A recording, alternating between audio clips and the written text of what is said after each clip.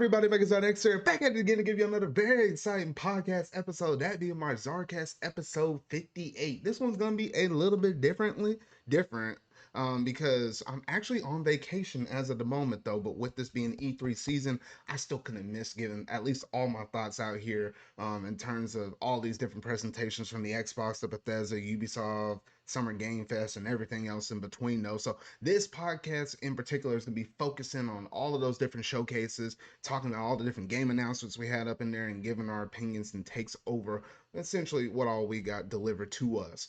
But I will not be doing this here alone. I got my buddy over here, Steven. How's it going, man? Going good. Alrighty, man. And I don't know about you, but I felt like this week has been good and it's been fun. But at least for me personally, it's also been a little bit stressful. I don't know why. It's like every time when you're in the lead up to a vacation or whatnot, though, it's like you're trying to get a crap ton of stuff done, and it halfway wears you out. By the time you get to the vacation, it's like, oh, thank goodness I'm on it. I don't know if you ever been through that.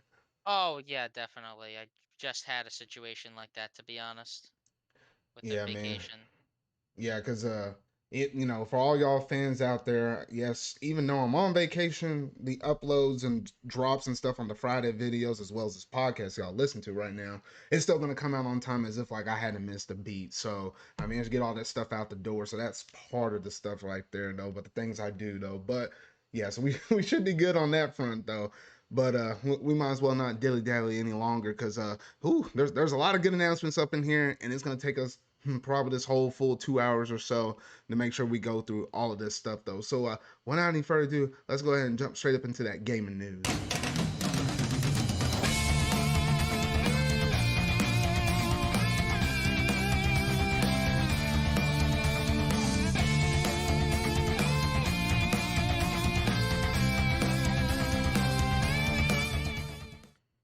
All right, so first, so we had all these presentations drop, and technically, it's weird with PlayStations because they don't like to kind of associate themselves with what would be like this dub E3 time. We literally had all, well, I guess, within technically the span of the past 2 to 3 weeks, we had everybody that normally would be in the E3 season show up except for Nintendo, which we'll probably talk about Nintendo and what they might be doing probably at the end once we talked about all the announcements we have gotten. But obviously, PlayStation came out first.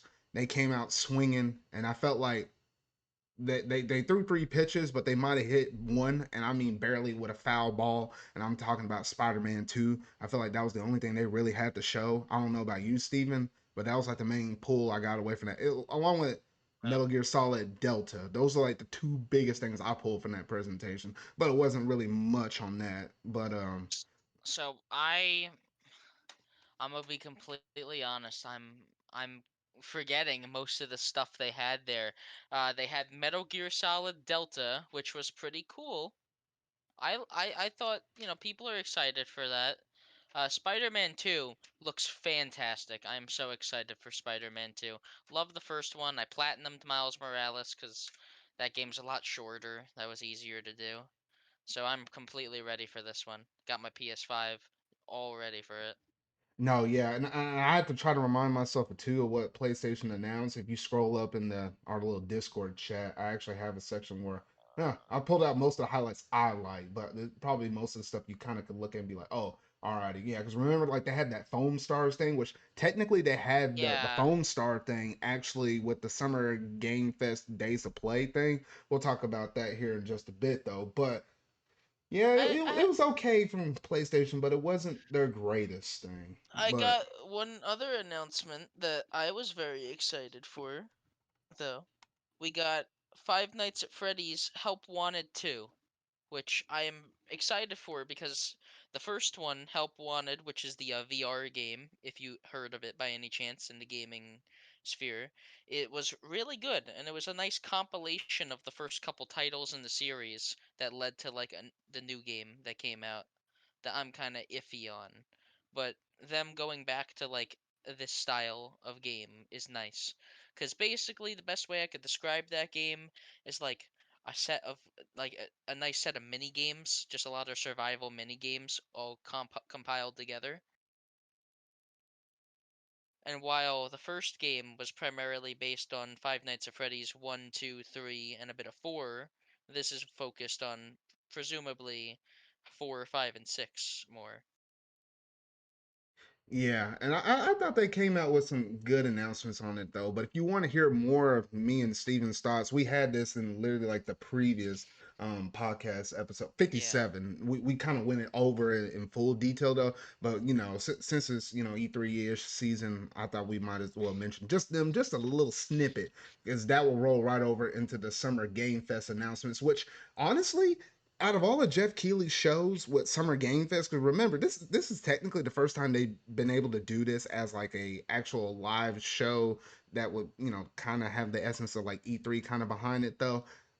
This one was actually fairly good for Jeff Keighley. There's a few tidbits that I personally didn't like, but if I compared it to some of his best last shows, honestly, this is probably the best one he has done by far. I mean, it might have been some of the game announcements he had up in there. I don't know how he managed to pull off a few of the things he did, and we'll talk about that as we go game by game, though. But I'm like, Yeah. it was a pretty solid show. It was pretty solid.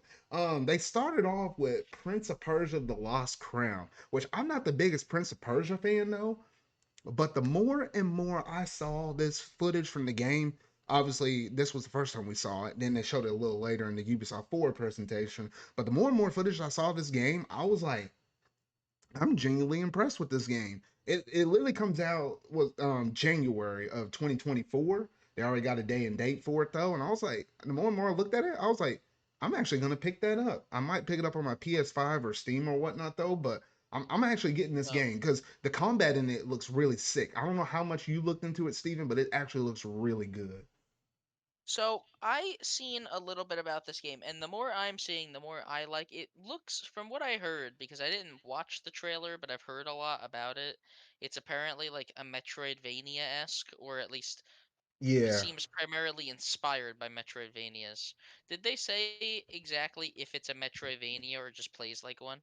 no, they said it's straight up a Metroidvania, which for some of the Prince of Persia fans out there, it kind of put them off because I think some of them wanted like like a full blown 3D new Prince of Persia one, but the stuff I'm Yeah. seeing it in it, it's reminding me of two different things, or maybe three. Obviously, with it being a Metroidvania, obviously there's elements of the core fundamentals with it being Also, your Metroid games and your Castlevania games. You got good amount of stuff up in that, but then I'm seeing some other stuff, like there's a little bit of time travel, so you're just kind of like you can get hit or rewind back to a certain spot. It's the fluidness of you being able to kind of slow down time, shoot down arrows, do these crazy maneuver. It's like, and there's stuff that's also going between like the foreground and the background, something like I kind of seen some of the Ori games. Like if you played Ori, the Blind Forest of Will of the Wisp, they got good things going between the foreground and the background as well. So I'm getting a lot of Metro Dread. I'm getting some Ori moments. so Katana Zero, if y'all ever played that indie game, it's a fusion, a whole bunch of stuff that I like, and it's actually speaking to me on a lot of those fronts. But what do you got? Alright, so Zard, I know you haven't played a lot of this game, but this looks like a lot more of a linear story-based version of Dead Cells. This looks like Dead Cell, like at least combat-wise, it's giving me major Dead Cells vibes, which is a great thing because Dead Cells is a fantastic game. But like combat-wise, you have like your simple three combo attack with your swords. Most enemies will walk up to you slowly but do a lot of damage. Like it's mostly just a getting around them type of thing. And Yeah, it looks fun, and it looks obviously very inspired by stuff like Metroid. But it's got platforming sections that kind of give me Celeste vibes with how they expect you to dash around them. People hated this announcement when it was I don't know revealed though. why this thing got downvoted so bad, and I'm looking Yeah, at I all this get stuff. I was like, I don't know what so people are expecting because I'm looking at this game and I'm like, I don't really look at a lot of Ubisoft games like this. Like shoot, last time I probably played a Ubisoft game, I think was Mario Rabbids or like a Just Dance game. I don't play a lot of yeah. those games, but this one Yeah, actually spoke to me. but to be fair, I completely get why people were put off by this at first because if you didn't know, the Prince of Persia like remake or whatever they've been working on got delayed and then restarted development like twice or like I Oh, don't so know. it's in a Metroid Like Prime I think 4 it's state. like it's like I don't know if you've heard of it. It's like Prince of Persia: Sands of Time, I think it was called. Yeah. And it was, yeah, they were like remaking it, and that game we've heard nothing about. So going straight to this after hearing nothing about that, I guess people were disappointed. Yeah, I that might have also been the see main thing. I also see the whole argument going on that a 2D game isn't a real game, and that's just BS. People are stupid. Which I don't know. It's either that or people will bring up it's not worth $60. Which honestly, hearing those little thoughts, like I might make a video on that later on in the future because I always chat my hive every time they said stuff like that. I mean, it's not just like with this game in particular. You heard that thing with Metroid Dread and a lot of different stuff. I don't know. We don't have enough time to get in the nitty gritty on Yeah. that. But I probably will bring that topic up for another day. But like, oh my gosh. But yeah, I'm watching footage of this game right now. This looks super fun, and honestly, I might buy this. I don't know anything about Prince of Persia, but it looks like a really fun game. no, yeah, you're in the same boat as me. I saw this and I was like, I know a good game when I see one. I was like, Yeah, I think I think they did a solid job on this one. maybe they'll do like a demo or something. It also, like I said, yeah, looks very nice, and it does the 2.5D very well Hmm. from what I'm seeing. But yeah, so Which honestly, some really good stuff on that one. The next thing that they showed off was Mortal Kombat's one, which it was funny because they showed that game off or technically announced it with a CGI trailer earlier, just a little earlier in the year. This is the first time we got to manage to see a bunch of gameplay and stuff like that. It looks pretty fun. I mean, it's not like your most serious. I mean, it's a Mortal Kombat game at the end of the day, though. People kind of like it for the story and the fatalities and all that stuff, which I completely understand. I played some Mortal Kombat games in my time though, but it's interesting how they're rebooting it. But the cool thing, I guess, with this game, which is like I guess the key feature, is the fact you got like the you got all those cameos from like different characters from the Mortal Kombat series that can kind of like tag team assist while you're fighting. And I think that's like the major main draw. But the gameplay and stuff looks kind of fun. It looks a little solid and whatnot. I'm trying to remember what platform. Obviously, it's like the Xbox Series things, the PS5. I can't remember if this one was coming to PS4, Xbox One. I want to say no. I think this is like all you I know think it is all next gen. yeah, so we don't have to worry about last gen stuff. So that's actually fairly. I think between the three, Mortal Kombat, Street Fighter 6, and Tekken 8, I think Street Fighter 6 was the only one that kind of catered to those older generations. But I think everything else has been, on this current gen. So that's pretty good right there. So, you have anything to say on Mortal Kombat? I don't have too much to say. It was nice So to have all that gameplay for once. But yeah. so Mortal Kombat looks it really doesn't look all that different from 11 per se, combat wise. I'm gonna be completely honest. Gameplay wise, it looks very similar to 11. And obviously, these games, I'd say they do their spectacle quite well. Like what they are trying to do is give you a very nice spectacle more than anything else. And it does that relatively well. But character wise, so far it looks fine. Everything so far kind of just looks fine. They brought back a character I liked a lot. It's like this blind guy with the swords. His name is Kenshi. Hmm. He's from like I think his last game he was in was like either 9 or 10. They confirmed the roster will have 24 characters, which is I think that's decent substantial for. I think it's decent for. Yeah. for a launch thing. Yeah, it's gonna be interesting though because Mortal Kombat 11 was kind of divisive with how it had a lot of it was riddled with microtransactions and these weird modes that were kind of broken and weren't really that great. At least I didn't think so. Um, and I liked the collabs. The thing that Mortal Kombat, they always get the better collabs than other stuff. But I'd say the gameplay is a lot more slow paced than something like at least Street Fighter 6 I've been playing recently. And I don't know if I'm gonna move on from Street Fighter 6 to play Mortal Kombat. No, yeah, I think you always gotta pick and choose your battles with Yeah. your fighting games. You can only kind of master like a few at a time anyway. And also, I think this game is gonna be $70, and I'm kind of iffy on that. Gotta be honest. No, it is a straight 70. Even on the Switch, it's 70. I don't really necessarily know if I like that. Mm. No, yeah, that could be a topic for another day. It makes sense on current gen stuff, but Switch is a whole nother thing though. But yeah, so nice stuff with Mortal Kombat. We'll keep the ball rolling. Then you got some weird stuff. You got like a Street Fighter 6 crossover with Exo Primal, which looking at it at face value from Capcom's perspective makes sense. You're trying to showcase all something brand new with Exo Primal and stuff. So you might as well make that collab. I don't have too much to say on that. It's just kind of straightforward right there. Anything from you, Steven? Mecha Ryu kind of looks cool. That kind of threw me off at first seeing that dude. I was like, what? I was I like, what the guess freak it's are they doing over here? And I was like, this is co- too early for DLC, right?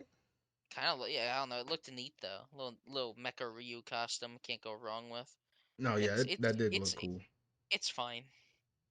Yeah, and then next up you had Dead by Daylight featuring Nicolas Cage. This is where it kind of lost me Ah, because I was like, it's one thing to show off the gameplay for that little snippet. I wouldn't have really too many issues with it. I'm not the big. I'm not.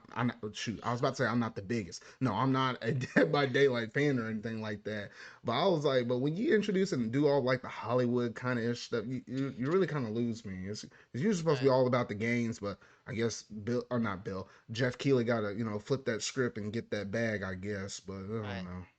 So Zard, I don't know if you know anything about Dead by Daylight or Nicolas Cage, but I'll just tell you right now, like yes, it is like a celebrity cameo in a game, but Nicolas Cage fits Dead by Daylight so perfectly and it's the funniest thing ever.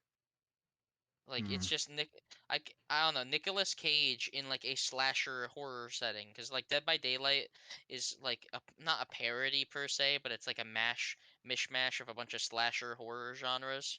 Like you got Michael Myers in there, you got like Mr. Well, no, you got Nemesis from Resident Evil, you got a bunch of other killers and stuff. Like a lot of guest characters from different horror series in that game.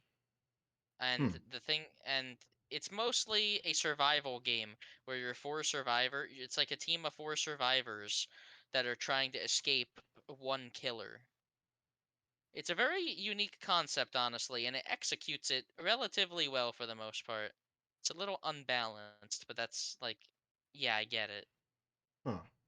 It's a fun game. It's a really fun game. People always have their ideas of what the next collab should be for that game. No one expected Nicolas Cage as a he's like a survivor that you can play as to escape, which means he'll have his own skills, like skills unique to him and his own like level up tree. Hmm. Okay. All right. Yeah, Well, it's at least it's one of us likes.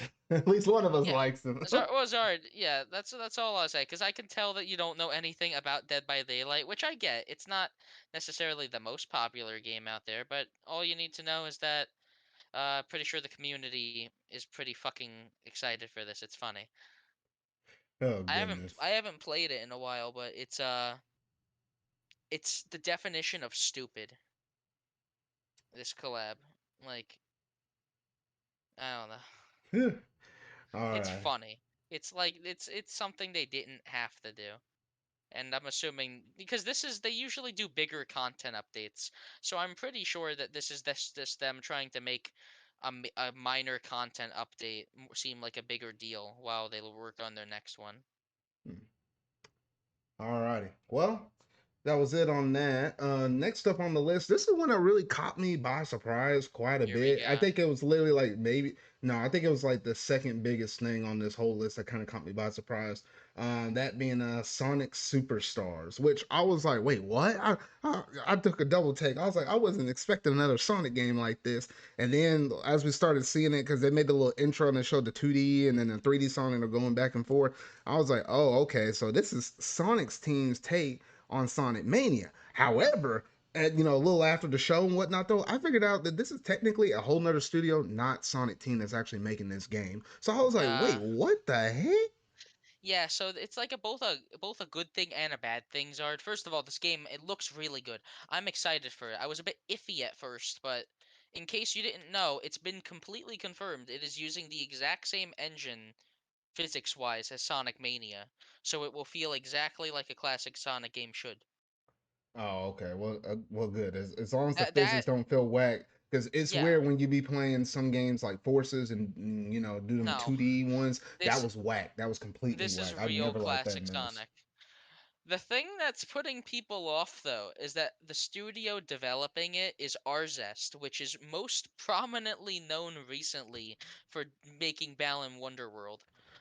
Which is kind of funny, but then you see this and this game actually looks kind of good, and I'm like, Was I it the I direction? It might have been game it, direction, to be honest. I'll Who say knows? it is absolutely game direction because like at least the stuff that they've developed, let me just give you like an idea. So they developed Yoshi's New Island, they helped with We Play Motion, they helped with the Street Pass Me Plaza, they helped with Mario and Sonic on 3DS, they helped with Hey Pikmin, and they also they developed some of the sections in the Mario Bowser's Inside Story remake. They mostly handle like handheld stuff.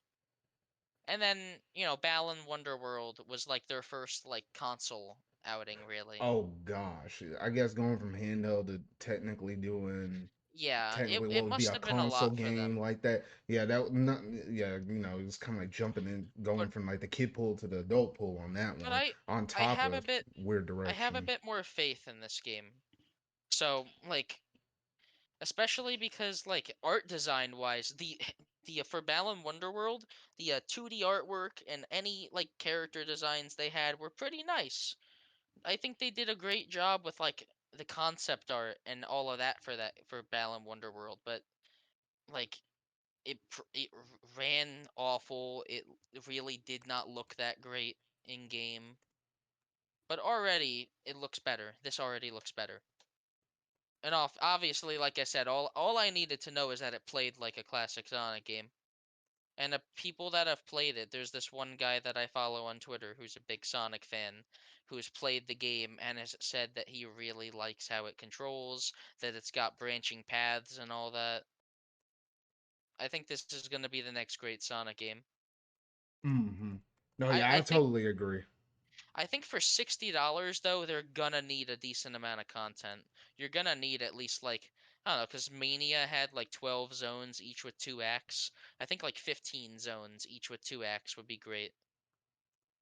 No, yeah, I think that'd be pretty good. And then the other thing that the other good thing, at least with this game, is there's multiple characters. So it's like what you got: Sonic, Knuckles, Tails, Amy, and the fact that you're able to do this co-op, all with them running around. If it's local, I don't think they technically confirmed it to be online There's yet, gonna though. be online battles, like battle mode is gonna be online, which I don't know what that means, but yeah. But yeah, we just had to kind of keep an eye on it, though. But It's overall, it's a pretty impressive game, I would say. They what no, they said it's coming out later this year, so we don't have to wait too far. It's like in the fall of this year, so I feel like that might be in September, October ish. Hopefully, it's not too close to Spider-Man 2, because otherwise, Spider-Man 2 would take preference. yeah. But I'll yeah, say one more thing about this. One more idea that I very much like that they've shown is that the thing about the Chaos Emeralds, where in the footage that we've seen, every single Chaos Emerald you get will give you a unique power, like going up waterfalls in a liquid form, or stuff like that, giving you like Sonic clones to attack enemies with.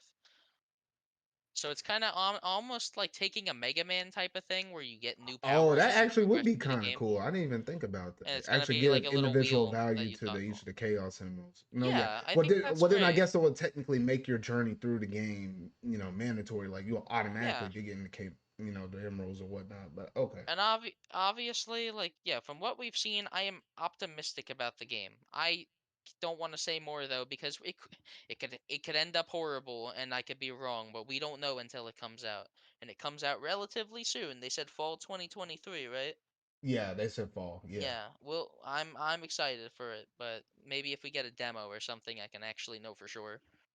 No, yeah. So I think we pretty much covered that one in pretty great detail, though. But yeah, that's definitely a game I'm looking forward to, and I'll definitely pick that one up. This next one they announced was Sandland by, if y'all know the person behind, Dragon Ball and whatnot, though, that unique art style that you see in a lot of different other adaptations within the manga anime space from Akira Toriyama. Yes, Sandman, or why did I say Sandman? Sandland was confirmed to be, I guess, Bandai's next game that they're actually working on. I honestly wasn't expecting this, and I had to do a little digging up on it. It's technically a manga that, it's not like the most popular out there, though, and it's actually a fairly short manga. So it's interesting how Bandai's kind of pulling into, like, I'm not saying that this game is, or this series is necessarily niche, But the fact that they're kind of pulling what is considered a little smaller compared to like your Dragon Balls or your Naruto's or your Bleachers or whatnot, though, going out there like that to make a game like that, it's kind of interesting. I don't think I'll probably pick it up though, but it's it's an interesting take from Bandai. But It visually it looks pretty neat, I would say. Like it's got like almost like a realistic desert setting with your like cell shaded outlined characters. no, yeah, and I think the art style kind of lends Yeah. itself some favors, at least with this one type of game. It, So it it looks looks pretty nice. interesting. It Yeah, looks like interesting. it looks like the type of game that will be like a fun time to be sure, but like nothing too deep. Yeah. So yeah, so nothing too deep on that one. Well, next up they had Alan Wake 2. I I looked don't at this care. and I was like, it's not for me. Oh, okay. I guess it wasn't for you. So yeah, so that was something they brought up. All right, we'll I'll keep. just play Resident Evil instead. All right, we'll keep the ball moving. Then they had a Spider-Man 2 segment, which honestly I wasn't really expecting this, considering we just had the showcase that literally happened like a couple of weeks beforehand. And Yeah, I in think they this one, it's weird because I don't know how Jeff Keighley managed to pull Sony strings or whatnot, though. Not only were he able to yeah, showcase off the box art and stuff for Spider-Man 2, but he was actually in his show able to showcase off the actual release date, that being, late October. I was October like, 20th yeah, so I'm to like, be what the exact. actual heck was this man pulling over here? So Uh, I don't know how he did that. I don't know how he was not only able to show the release date and box art, but also showed Venom for the first time officially, like full oh body. yeah, that too, yeah. Like yeah, we knew Venom was in the game, but seeing like the actual concept art slash steelbook art for him, he looks awesome, and I'm excited for this game even more now because now it's just gonna be like we've seen him with the symbiote suit, we've seen Venom. Now I'm just excited to see how that plays out in game. No, yeah. So honestly, yeah, that's some really good stuff. I'm really looking forward to it as well. One key thing I think they also mentioned in it is, we know the typical story with Venom and stuff like that, who, that symbiote normally attaches themselves and whatnot, though. If you know anything about not the karma, the comics as well as the movies, but they're not taking the Kinda. same old route. It's actually who's, the host of which the symbiote actually attaches to is going to be different in this game. So I So actually do appreciate that they're actually gonna make some twist on it. So it's gonna keep us on our toes a little bit. So thank goodness.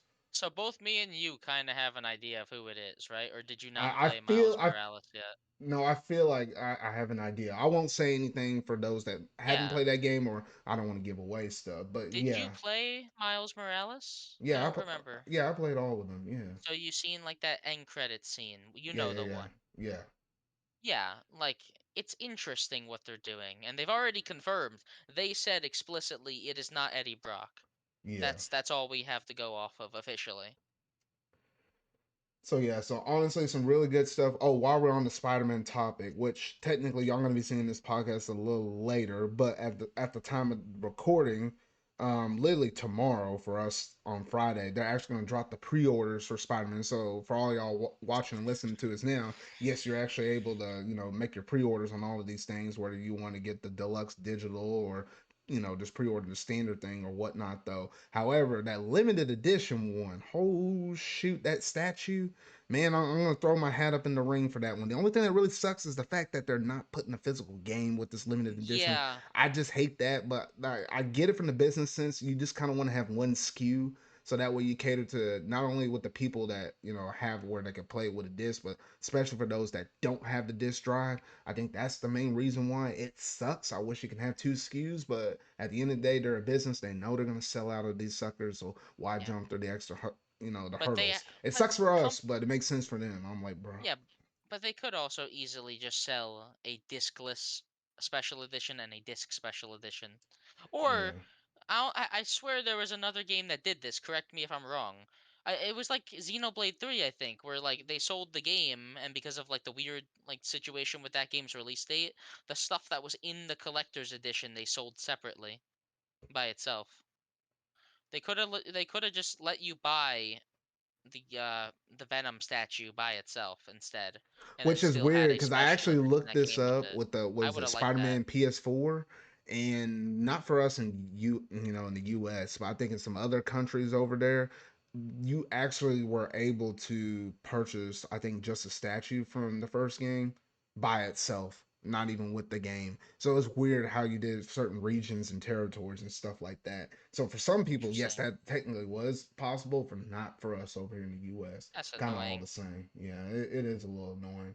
All right, so next up on the docket, they showed off Final Fantasy VII Ever Crisis, which you know, I'm not much of a mobile gaming fan or whatnot though, but I'm actually looking forward to this. I think I actually have some devices that I'm actually gonna be able to treat this like an actual handheld or console experience.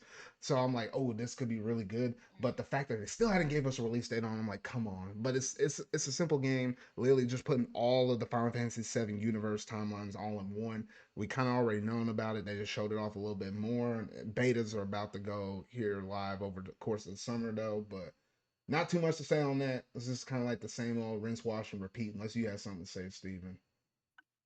No. It Okay. looks fun. It looks interesting. All right. Now this next one was kind of funny. I wasn't really expecting this, but wait, no, no, no, no.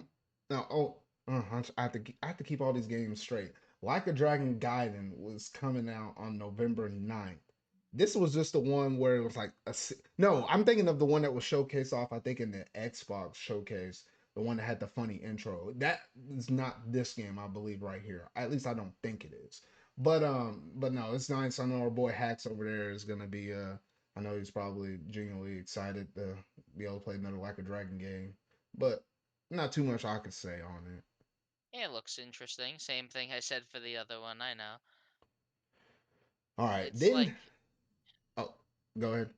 no, no, no, no. I wasn't gonna say it. No more. Oh, okay. Next, they showed off. This is where, once again, in this presentation, they got a little weird. But they showed off like the Porsche Xbox Series X promotion thing, and I'm like, "What the heck?" I was like, "You know how it is. It ain't a showcase unless they're showing off cars. Like I Xbox just guess has a tendency to always do this around this E3 time. I'm like, bruh, I'm like, they can't get over that mess. they can't keep getting away with this. Oh no, good gracious. Oh shoot. No But one yes, cares about car game or car promoting game. I don't know. no, Stupid. good gracious.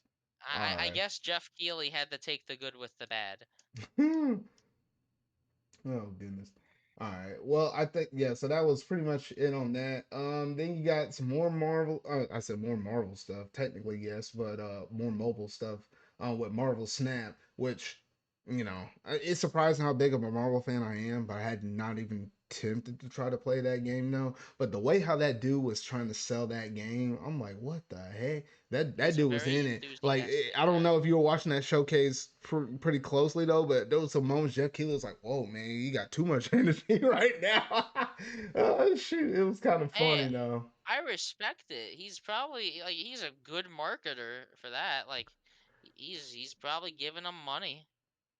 No, yeah, I know. Oh well, I get, whoever it was obviously would have been more attached to it. Yeah, it was a lot of money, but yeah, pretty straightforward. They're adding some new stuff to the game, so pretty nice. Then you get to some of the two, I guess, slightly bigger. We had some big stuff along the way, but no, this is when the show was getting close to the end, and you're kind of expecting one, but maybe not necessarily the other one. The first one being Fortnite Wilds, which is I guess Fortnite's next chapter. Because they always drop these new chapters out fairly often though, but it's weird because this one I was like I was thinking to myself, what's the twist on this one? What are they going to Optimus introduce now? What Prime. collaborations are they going to do? And of course, it's none other than Transformers. And then I started thinking, I was like, oh, kind of makes sense because they're dropping a new Transformers movie out this summer. So I was like, okay, that Yeah. actually does make sense though. So by the I expected this because if you didn't know, Hasbro and Fortnite have actually been doing collaborations with toys for the last like 2 years, I think. So this was like a given. Hmm. Just been doing Fortnite like action figures and stuff. So I kind of expected Transformers, but yeah, I guess now would have been the perfect time to do it. Optimus Prime in game though looks pretty fucking good. He looks really nice in game. No, yeah, he does really. He looks really cool. I like that. It's weird how I mean you saw regular Optimus Prime, but then it's like once you I guess put him attached to an avatar, it looks a It's little just weird their with him being excuse. kind of really short. But yeah, It, it's just their excuse to get him in the game.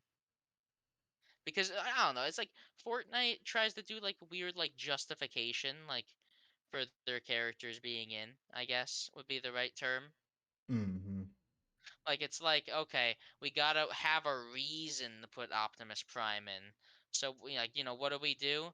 Oh, we make him like give like he casts down his avatar in Fortnite. But besides that, just because I've played a bit of the season recently, it's just a regular Fortnite seasons are. They added new sections of the map. They added new weapons to play around with. There's a new battle pass. It's just Fortnite. yeah, just some more Fortnite, just some more It's Fortnite. like, yeah, Fortnite always finds ways to reinvent itself in new ways. They're slowing down a bit, but they still got it. Yeah. So yeah, so ain't much more to say on that. So kind of expected. Now we go from the expected, and then we jump to the unexpected. Once again, Jeff Keighley, I don't know how you freaking did this and pulled this mess off. Because literally in my mind, I wouldn't think you would announce this game until after Final Fantasy 16 comes out, because that game drops in like a couple of weeks. But the Madman has done did it. He actually managed to showcase off another brand new trailer for Final Fantasy 7 Rebirth.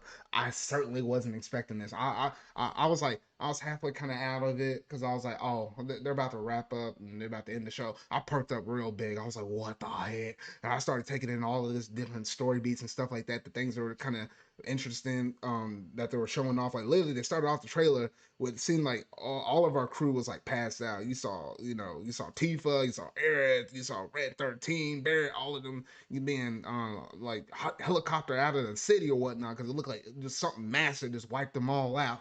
And I was like, what the freak? And then they do the little glitchy stuff because since they've been doing the remake series, they've been tweaking and changing a bit of stuff. Like this story's getting a little wild right now though.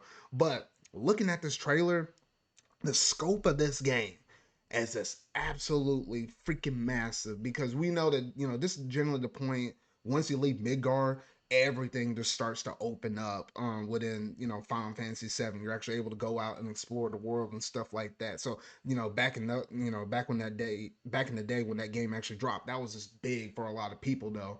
And shoot, this game is so big even after the end of the trailer. They said they're shipping this game out on 2 freaking discs. I was like, bro, are we back in the early PlayStation days? Like what the heck is this mess? But I'm like, oh my gosh.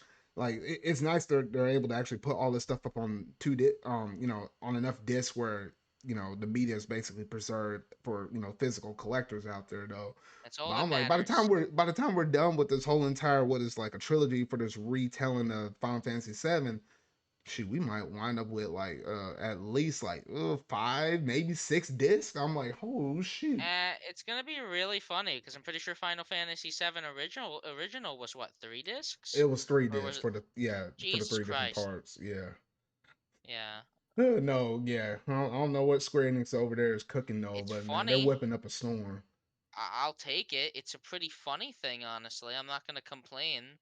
It's like, I don't know. Are people gonna get mad? I just gotta put in another disc, I guess. It's not that big of a deal per se.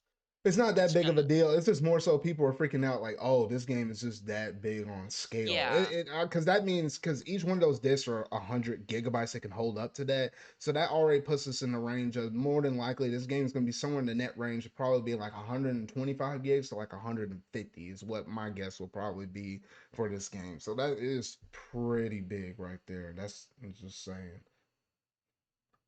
But yeah, Yeah. honestly, I really did like this trailer and stuff like that. I started trying to go nitpicking and trying to go through this stuff. And I think they're going to do some interesting things with Zack because there's no good reason why they would come out and just drop out Final Fantasy VII Crisis Core right before Reunion. I think they're going to do some interesting things between the Didn't two. they We literally might be losing show? some characters between, in this game. I won't say that for the people that probably hadn't figured out the story yet. But interesting things are going to happen in this part. But what were you saying, Steven?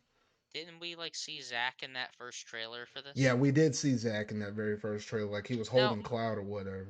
I literally don't know a thing about Final Fantasy VII Zard. I know. Before you say anything, yes, I know I gotta get on that. So, like for me, I didn't understand the single thing going on, but I was like, it looks nice. It looks it looks like Final Fantasy VII Remake. No, yeah, So, and for people that look at this and they might want to jump up in it, I still recommend going out and playing the original Final Fantasy VII, and then you can play that, that remaster version of Crisis Core that just came out. Because if you play the original and then Crisis Core, you'll pull a lot more out of the remake series. If you can figure out what es- they're trying to do and what they're trying to change. especially because of timeline, especially because of timeline stuff, which I don't even really think it's a spoiler to say that this is like Final Fantasy. This isn't a remake of Final Fantasy VII. This is a That's why I've been sequel. saying it's been like a retelling. No, it's a sequel, Zard. Like, does that make sense? It's like the same Sephiroth from Final Fantasy VII. I'm pretty sure. It's a little weird. I just hadn't been saying too much as of like saying it's a sequel because Yeah. technically at the end of the game it's technically a retelling because you're going off of some major plot points that still happen in Final Fantasy VII. So it's weird to call that a sequel if some events are still happening in the same exact way. If that Yeah, but makes any not sense, all of them are but happening. not all of them. It's just enough tweaks. So that's why I just say it's a retelling because it's like yeah, some elements that are the same, but you are having some twists. That's why I've Yeah. been going with the code name retelling. But if you played the game and you know what the original is, you know what I'm talking about right there. Yeah, this definitely is the biggest announcement he had, which I don't know how he got it, but definitely gave me more of a positive outlook on Summer Games Fest after this. No, yeah. So I think, and there were some other games that were kind of announced up in the show, but at least for the biggest ones for me, those were the ones that kind of stood out for me and probably what for most viewers out there though. So honestly, if I were to sit back and take a letter grade for this thing, I honestly gave this show a B minus. I didn't think we are gonna come out with a show that good, kind of at the start, kind of kick off this E3 season, but it was pretty solid. I give you props where it's due, Jeff Kelly. I'll say it's pretty solid. What about you, Steven? If you gave it a letter grade? I would give it a B because there was, let's be honest, there was only like three or four things I actually really cared about, and then a couple things I thought, okay, that's okay, and then the rest I didn't care for. No, yeah, that was completely understandable. But yeah, so pretty good start. Pretty good start. I was like, after seeing this, I was like, okay, wait, maybe we'll get some cool stuff for E3 this season. So I was like, all right. So yeah, so that's basically concludes the Summer Game Fest showcase right there. So let's go and jump over to the next one. Because next up on the docket on that Sunday, we had the Xbox Game Showcase that had like a Starfield Direct right afterward, which I guess Xbox is not ashamed at all to copy the actual term direct from Nintendo. Well, I guess it is what Yeah. it is, though. But yeah, No, so it was a Starfield Direct. It was yeah, Xbox Game Showcase. no, yeah, I was just talking about the direct part for Starfield, but yeah. So they started it off, and well, shoot, I have the list of all the games. However, it's not necessarily in the order of what they actually are. But I do remember they did start off the show with Fable, which I know for a lot of Xbox fans, people been kind of really looking forward to this. I think they even teased it with some of their social media posts. Like there was like a trail of glitter or whatnot that led over straight to the Xbox showcase, logo kind of pulled up on somebody's monitor or whatnot though. So everybody kind of already had an idea of yeah, Fable's gonna be up in there. And Xbox actually came out and said everything from our first party studios is going to be something either in game or actually gameplay footage or nothing like that. It's not strictly called CGI. Even though I've seen some people out there online that was kind of a little bit upset when, even though it was in engine stuff, it wasn't necessarily gameplay. It's a step in the right direction, but I still kind of wanted to go fully in that direction, if that makes any Yeah, sense, though. you're not crazy for thinking that. That should be a standard, honestly. It should be a standard to show gameplay for your game, I think. I mean, it makes sense if it's the first time you're announcing it and it's only CGI. I can completely understand with that because I think I can't remember. Well, no, I was about to say something, but I can't fully remember the case.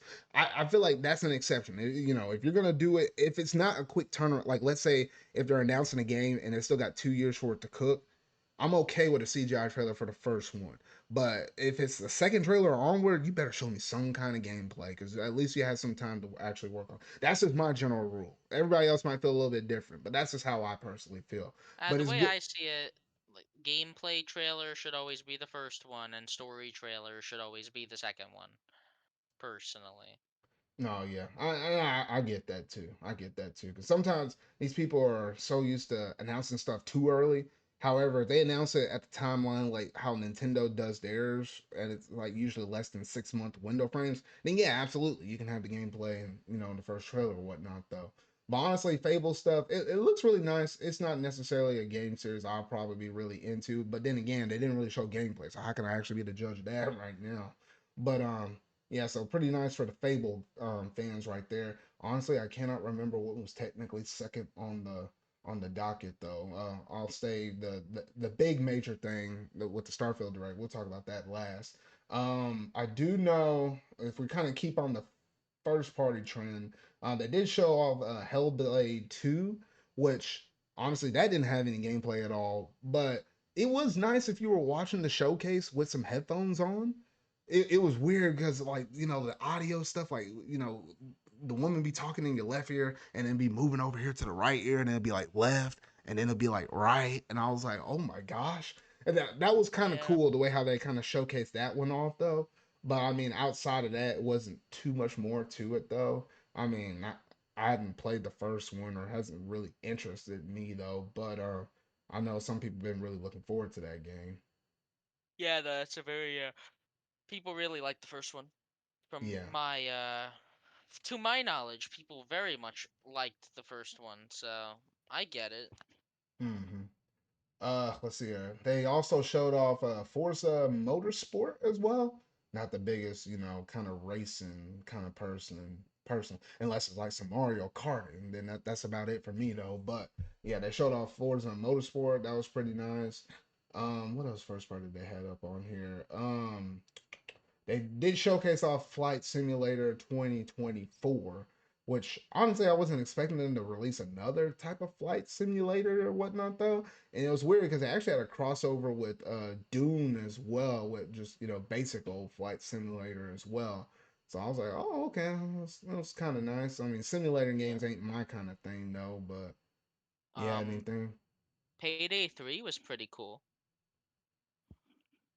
See, I'm not Payday the 3 biggest is like payday fan either though, but I know people appreciated that game though. yeah, no, it's just like the amount of people that liked it.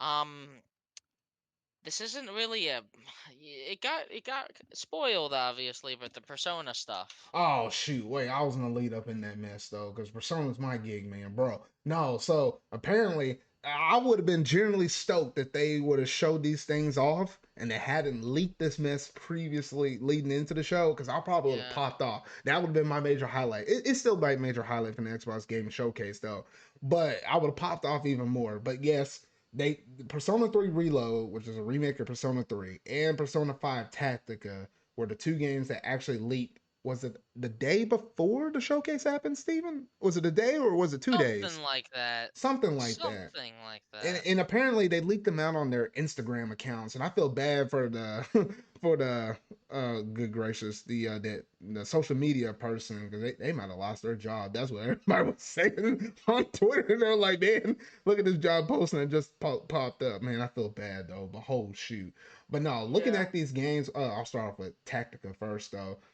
Persona 5 Tactica, it's weird how they're doing like a strategy game with the Persona 5, cast and crew and whatnot though. I need to see more gameplay on that. If I'm That one's actually confirmed to be coming out later on this year. It's like roughly around the fall time. They did give us a date. I think it's November, if I'm not mistaken. I think it's November. But yeah, so we got that game coming out here fairly soon. I just need to see more gameplay of it because I'm really picky about my strategy games. Like I do like good strategy games for like Fire Emblem or like Triangle Strategy or whatnot though. But I need to see a bit more to see if this one's gonna be an acquired taste for me though. But did you have something to say on the Tactica side of things? Looks neat. Looks like something like XCOM or Mario plus Rabbids. I don't know. Yeah. I'm just surprised they're still doing Persona 5 stuff. I was about to Like say, I think I. according to Can what I've been hearing, I think there's one more thing Persona 5 related in the pipeline. I think it's something like a Persona 5 party game or something like that. Oh my god. That's what I've been Oh hearing. my That's what I've god. been hearing. So That's gonna be y'all heard awesome. it here. Y'all heard it here. But that's the last thing I heard Persona 5 related stuff. That's Because funny. well, I'll talk about something else here once we talk about Persona 3 though. But yeah, so I think that's pretty much it in terms of tactical. So pretty nice announcement. Now the Persona 3 Reload, I was like, it's about freaking time because if you look at the Persona 3 between all the different games, you have the vanilla version, you had the portable one, and then you have Fez. And between all three of them, it's weird because Fez has some really good things that are going up in there. Like you have like the party stuff, but you're not actually able to control the party and stuff like that. But you get like the environments and you get the the cutscenes and stuff with anime cutscenes and whatnot though.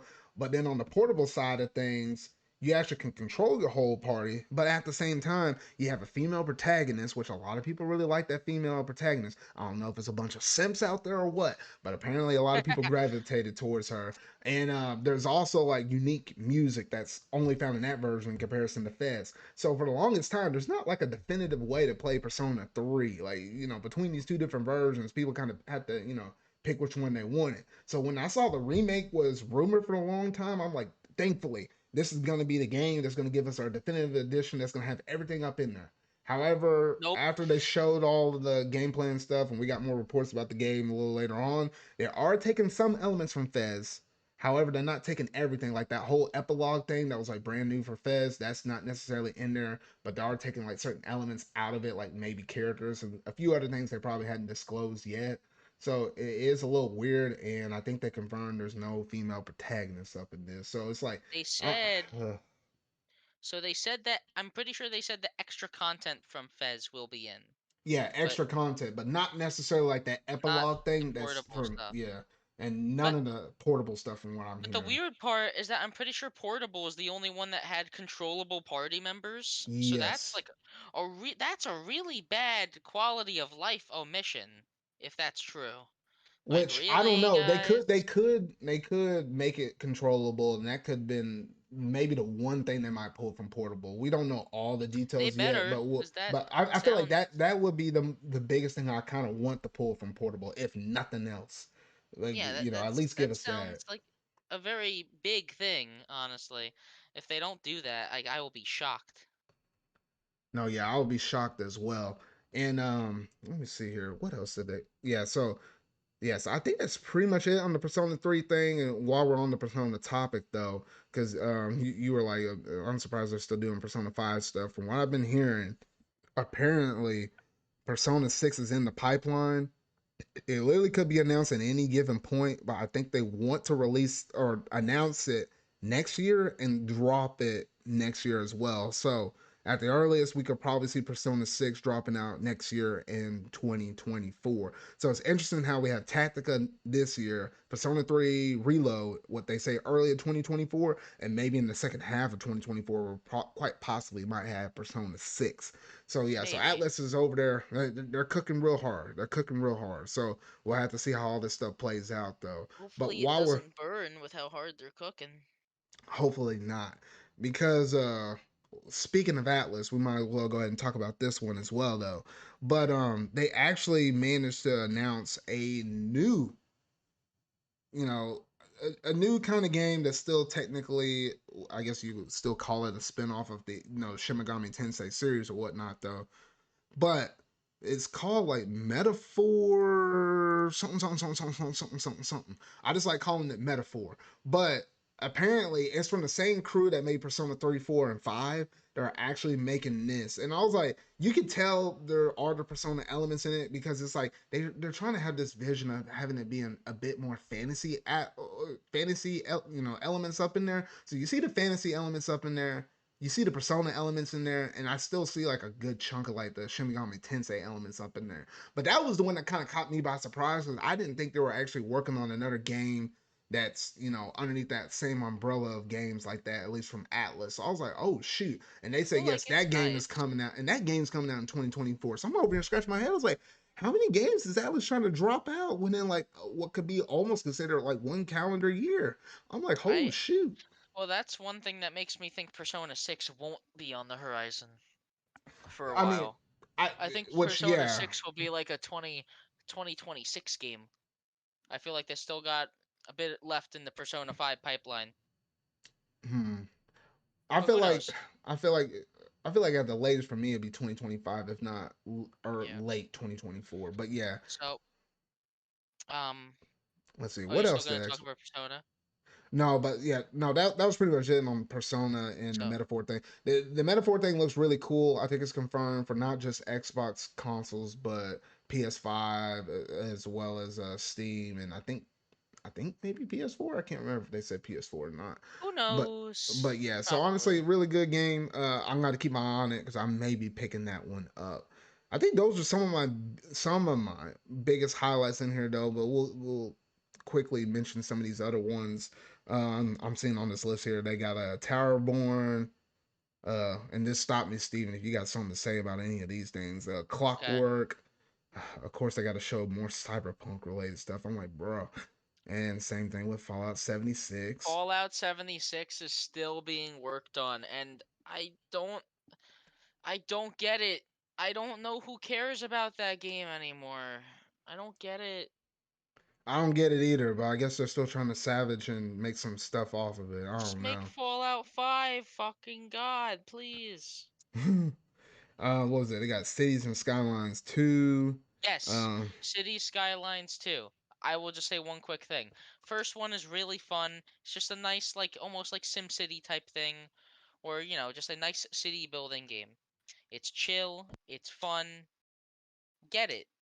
If you like a chill and fun game where you can kind of just almost like play God almost. Alright, next one.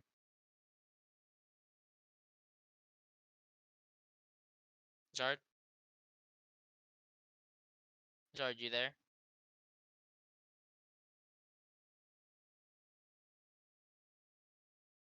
Hello? yeah, I'm back. Are No, you? yeah, I have Ah, to okay. do something real quick. That's fine. But what was that? Oh, but what were you saying? Or just a I was just saying synopsis? City Skylines 2, get it. It's a good game. It's gonna be a good game. First one's good. Okay, yeah. So, okay, all right.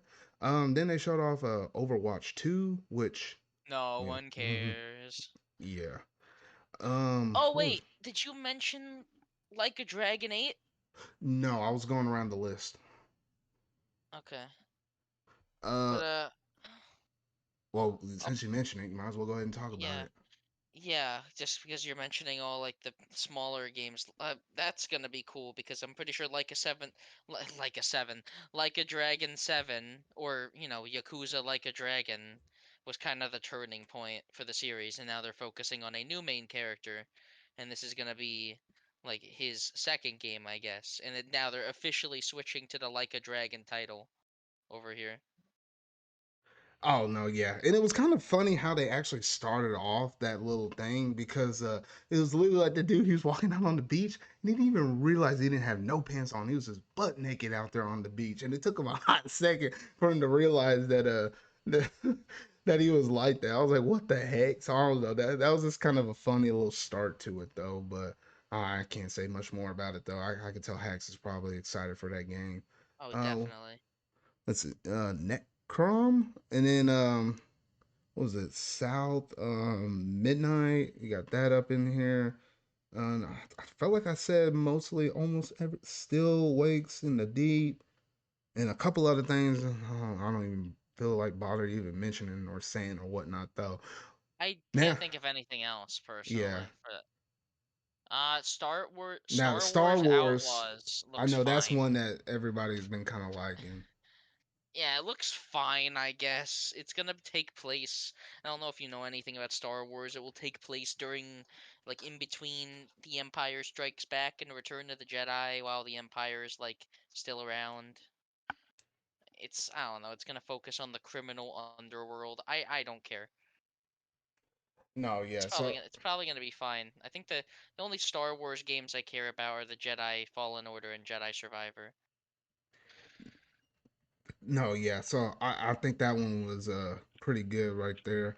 And then let's see here. What was it? The Outlaws one, and then I think the last major thing I think they showed off for this one, which kind of led into what was technically considered a direct presentation here, was Starfield. Which I was looking at this game, and at first I was like, okay, I knew this was the big one that they've been kind of working off of, especially turning right around from, oh gosh, what was that game? Redfall. Coming off of that game, Uh, that was really bad for Xbox. It didn't really look good for them, and it's a good thing they didn't even talk about this here in the Xbox showcase, though. But yeah, all eyes was looking towards Starfield, and I think after this presentation, nobody was really even thinking about yeah.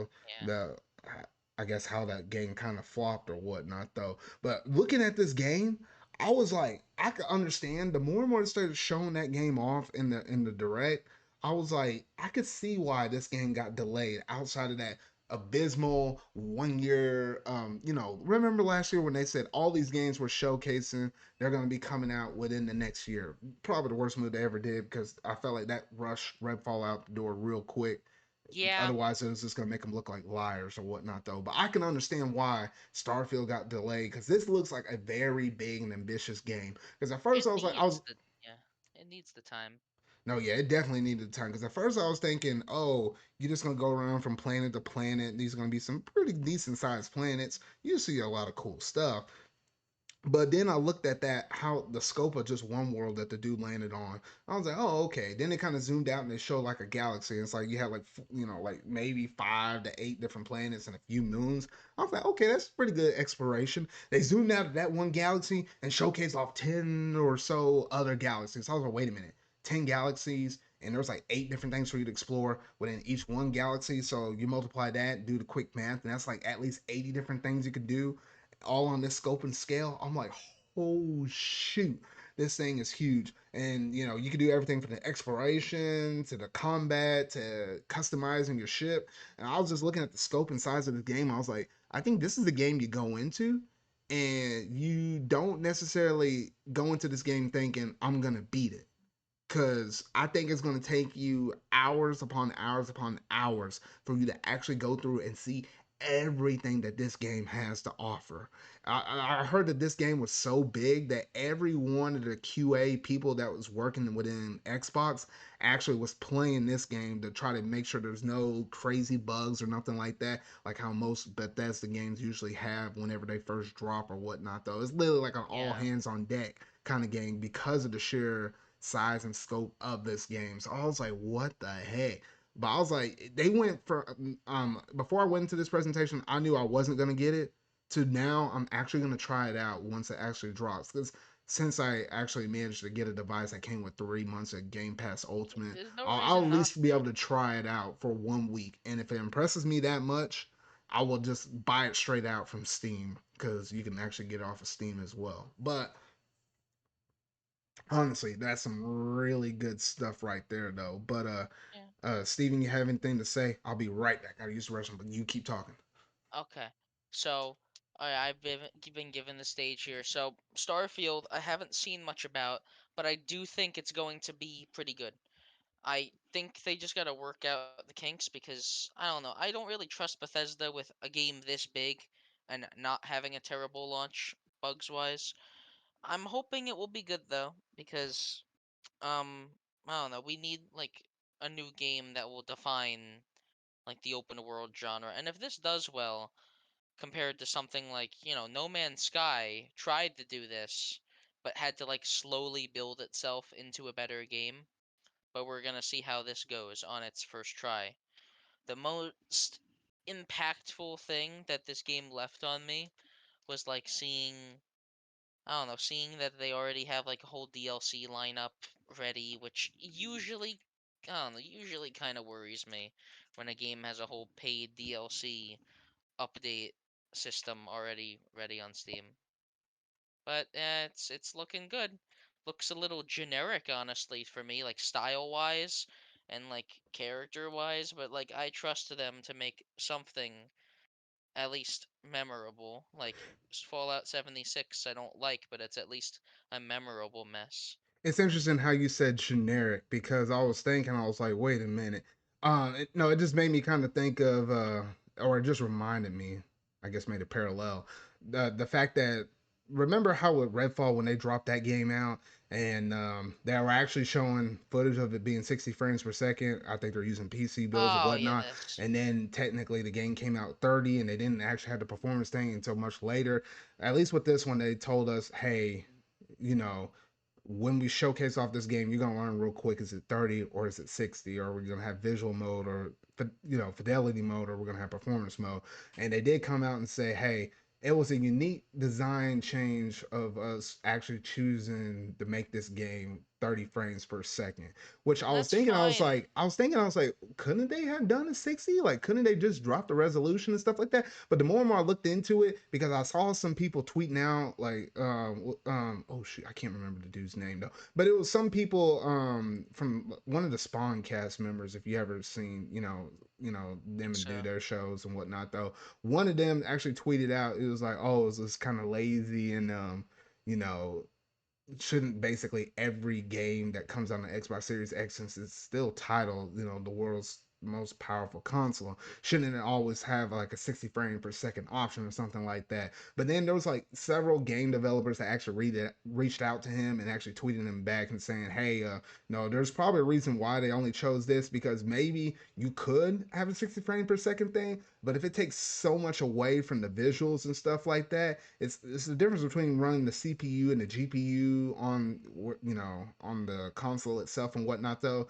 it actually could even take even a greater hit than just having it run at like 1080. Maybe you really need to have that resolution down really low just to get a game of this scope and scale to run at 60 frames per second. So I think it's a combination of some things that, for a lot of techie people, maybe they understand it a little bit better than versus, just a casual gamer or whatnot, though. But regardless to say, you can play this game if on the Xbox Series X, I think it's 4K, 30 frames per second, or I think if you're playing on the Xbox Series S, it's like 1440p, 30 frames per second. But obviously, if you're playing this game on PC, depending on your graphics card, whatnot, you can try to shoot up to get to 60 frames per second. Because I with me didn't having like they an Asus say ROG Ally, I can try. I doubt I'll be able to get much more than 30 frames per second, but I'll see what I can get off of, since I technically isn't be the playing on a game PC device. sorry, isn't the game gonna be locked at 30? It's locked on 30 on consoles, but Then not on PC. PC you can is play that what around they with said? this. Yeah, they Okay. locked it on I consoles. Yeah. why are people acting like 30 FPS is a huge deal? Like, yeah, 60 FPS is nice. I usually expect 60 FPS, but Mm-hmm. depending, like, the game's size, it makes sense. Like, for open world games where you're taking a lot of time, well, you're just taking your time with it, and you're enjoying the scenery and everything.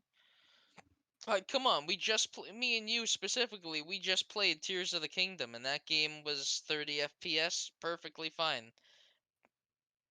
When you're playing a 30 FPS game and you're in the mood, you don't really notice it.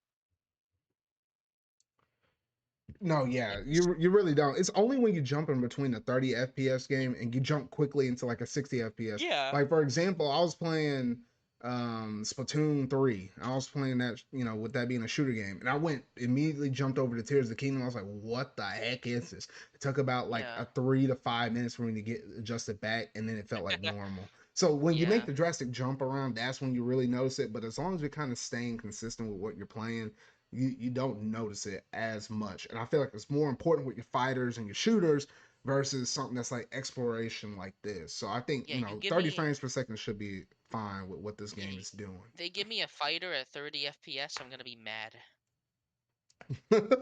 No, man, Like, that come that on, that really? that, that would have been abysmal, man. That would have been abysmal. Yeah, honestly. But yeah, so honestly, some really good stuff with this one. This is definitely going to be in the category for game of the year contender, because I feel like right now we're at, it's going to be Resident Evil 4, possibly Street Fighter 6, Tears of the Kingdom, Spider-Man 2, and Starfield. And then you usually always have a weird 6-1 that pops up in there. I'm kind of leaving that spot open, but that's just currently the way I Hi-Fi see it Rush. right now. Hi-Fi It Rush. could. You never know. It could. Please. Or it could be. I don't know. What's another remarkable game that came out this year? I mean, that's all I can honestly think of at least right now. But there could be Fucking more in the Spider-Man. future. What did you say Spider-Man 2 yet? I already said For like Spider-Man 2. um okay, name the games again, sorry. I said Resident Evil 4, maybe Street Fighter 6, Tears of the Kingdom. Oh, I forgot one. Oh shoot, never Final mind. Fantasy No, I 16? forgot Final Fantasy 16, Yeah, Tears of I the was Kingdom, Resident Evil 4, maybe Street Fighter 6, Is Hollow Knight Spider-Man Silk 2, Song and still Starfield. coming? That's already 6. You might be able to get away with one if you took Street Fighter 6 off the dot. I think between Street Fighter 6 and Resident Evil 4, one of them's going to stay, maybe one will go.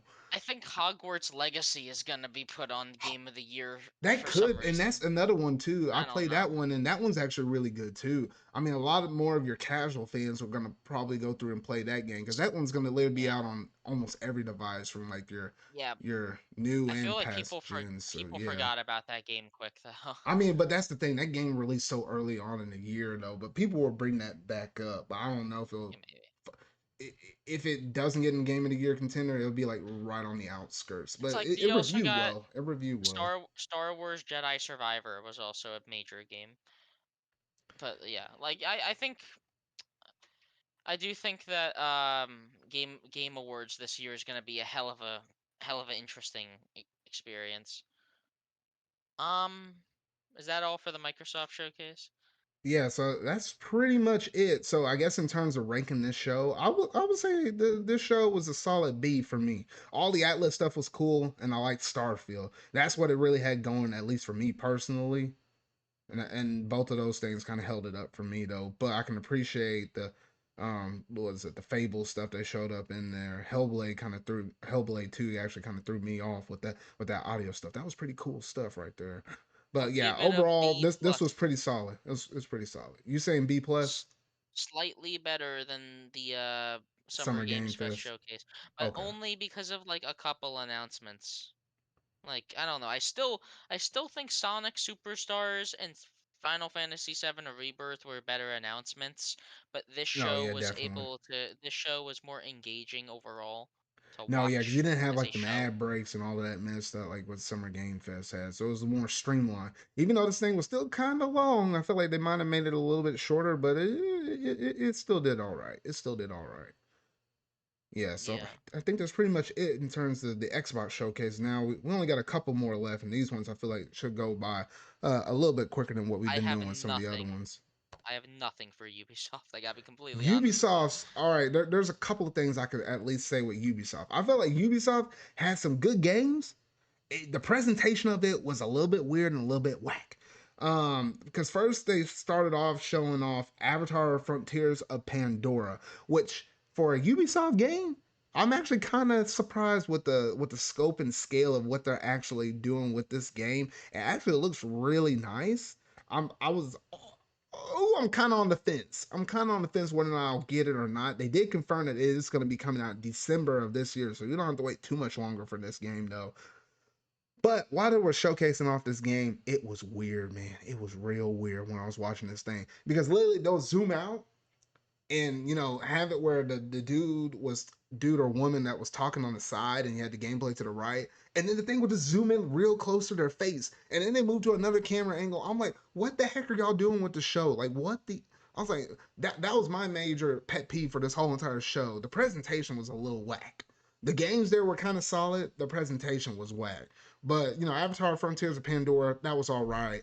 They showed off more Steven, the Prince of Persia: The Lost Crown, and Yeah, they it's the showed only more thing footage off of I that care one, about. and that drew me in even a bit more because I was like, oh shoot, that's when they kind of started showcasing off like the crazy shooting and slow down time and all this stuff. I was like, it was some good stuff right there, so I really did like that. I think that um game's gonna sweep, honestly. I think that game is gonna be a lot bigger than people are gonna give it credit for. But we're gonna see. no, yeah, we'll see. Let's see here. I didn't even mention about this, but they always started off the show, any Ubisoft show, unless they showcase off some break dancing with some Just Dance. Ooh Like they always yeah, gotta, baby. yeah, they always gotta showcase off that. So I was like, okay, Gotta give me my whatever. Just Dance. Ooh yeah, baby, Just Dance. Which always makes things streaming, like people that like to stream all the conferences, that's what makes it so tough because all the licenses and stuff or whatnot. You will never probably catch me streaming this show because of that mess. But yeah, you started off with that, had those other couple of announcements I made right there. They made another good push of Star Wars Outlaws, which we saw first in the the Xbox showcase, but they went a little more detail up in it with the Ubisoft presentation. So I was like, all right, Pretty sure they're developing it, so yeah, I get it. yeah, so that made sense. Then let me see which one I want to talk about next. Um, they also it was real quick. I think it was in a sizzle reel, but they did kind of show us a glimpse of what the DLC would be for Mario and Rabbids Sparks of Hope. Which Oh they yeah, showed a little bit of Rayman and whatnot. Though that's the only little Rayman tease you're gonna have up in there because Ubisoft hates that man, rightfully so. The man yep. doesn't even have any arms nor legs. Like what is this dude? But But he's got a big heart. big heart with a big Yeah. hole up inside of it. That's all I gotta say. Aw. But no, so yeah, so they gave you a little bit of a tease right there. No actual like concrete release date for when that DLC will drop, but I imagine Nintendo will probably kind of partner up with them and actually drop that all out whenever they Apparently, feel like I don't they're know. ready. A little birdie told me that that game bombed, so I'm pretty sure they're just trying to get it out. No, yeah, it kind of makes sense. I don't know, Which or I it's don't not know. It was a necessarily. I good don't think I game. remember this thing popped up back in the back in the day though. I don't think necessarily the game bombed, but it might have bombed in terms of internal expectations. They might have expected it to do Probably. better, but when you compare what this game has did and compared to other crazy, other what third party games and stuff like that, some of them could wish that they sold the numbers for this game like what you know for a lot of other gaming companies out there, though. I mean, it is kind of interesting because this game is kind of already going on sale pretty quick. Like you can almost get it up to 50% off. I think on Amazon, and I've seen it pop up on Yeah. Best Buy a few Just times from me though. But playing it though, do yeah, you have this game? I I don't don't have it remember. yet. If the Good. game dips down to 20 or lower, then I might just pick it up. But It is yeah, good. It is a good game. I haven't beaten it yet, but I loved what I played. no, I just got too much stuff in my backlog. I honestly just need to trim down some of that fat before I start up anything else. I get you, man. Trust me, I get you. But nah, so they had that, and then they had a really, I mean, a really big segment on Assassin's Creed. Like they showed like a mobile game, and showed a console game, and showed another game. I was like, what the heck? Then they had a VR Yeah, who game. cares game? I was like, Yeah. oh shoot, yeah, they had a lot of them. And I'm not the biggest Assassin's Creed fan, and I played I feel like I played like either one or two of them or something like that. My cousin was the one that really liked Assassin's Creed or whatnot, so I played some of his games though, and it seemed like I think their newest one that's on console. I think it's like a return back to form of like some of the first couple Assassin's Creed games. So yeah, so they're always kind of working on stuff like that. So I was like, all right. And then I think they had a few other games that I probably didn't mention. I don't have necessarily here on my notes, but that was pretty much it for the Ubisoft Forward presentation. So it had some solid games, like the Prince of Persia thing. I thought was pretty cool. I know a lot of fans like the Star Wars stuff. Avatar actually looks. I could actually appreciate the way how that game looks. I think the game actually looks impressive. I just don't know if it's necessarily gonna be for me. We'll have to see though.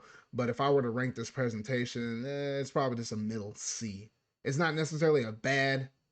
I just kind of hated how they kind of showcased it off because weird camera angles and stuff like that, and then obviously having dancing segments, stuff that was kind of unnecessary or unneeded. I was like, okay, it kind of took you out of the experience. So that got some points knocked off. Plus, I guess some of the announcements, but it still had some solid games up in there. It's just the way how they handled this mess. It I was just just put it at a boring. C. And if you want my opinion, it was boring. No, yeah, I don't think it was like the show that a lot of people really like. It was more like an acquired taste, but yeah, I guess it is what it is. So yeah, so that was basically it for the Ubisoft one. So now we're down to one last presentation, that being the Capcom Showcase, which honestly, most of their announcements that they made up in here were games that we basically already knew, with the exception of one. We'll talk about that when we get to it, though. But they started off the show, I think, with Ghost Trick Phantom Detective, which No, I was like, all they right. I start. say what? Sorry, they started it with the Path of the God essence or Oh whatever. shoot! Oh shoot! Why? Dang it! I think I might have pulled this mess off of Twitter, so I just had them all in random. It's fine. Dang it! It's Okay. fine.